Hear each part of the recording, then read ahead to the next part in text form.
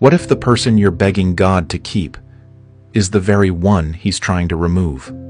I know it hurts, but listen. Sometimes the thing we want most is the very thing that's slowly starving our spirit. You keep asking for signs, but God's been showing you all along. You've felt it deep down, that uneasiness that won't go away, the lack of peace every time you pray about them, the way your joy disappears after every call, every fight, every night you cry yourself to sleep wondering why love feels like war. That's not divine. That's not what God wrote into your story. When God joins two people, there's alignment. Not perfection, but peace. And if you have to constantly sacrifice your values, your voice, or your walk with God just to keep someone, you're not in a relationship. You're in a spiritual trap. Look at Samson, a man chosen, anointed, set apart, yet blinded by love for someone who never had his destiny in mind. Delilah didn't cut his hair. She just kept asking, until he laid his head in the wrong lap and gave away what was sacred.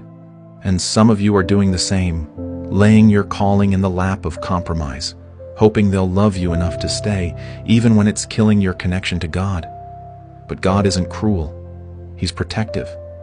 That person pulling you away from prayer, that voice that mocks your convictions, that relationship that's drained your energy, your purpose, your confidence, that's not love.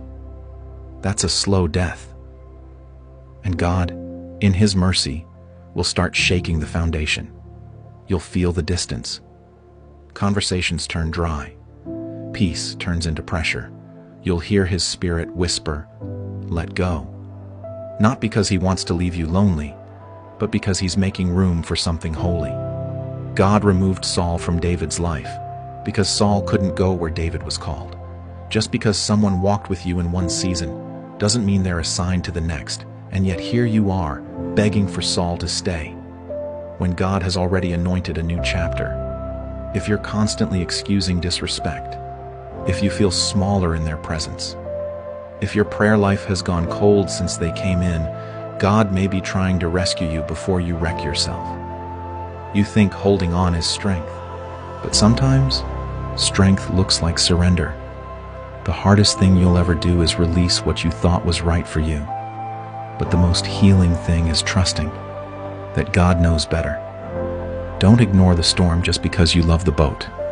Some storms aren't from the devil, they're from God, trying to wake you up. So, this is your wake-up call. Stop asking if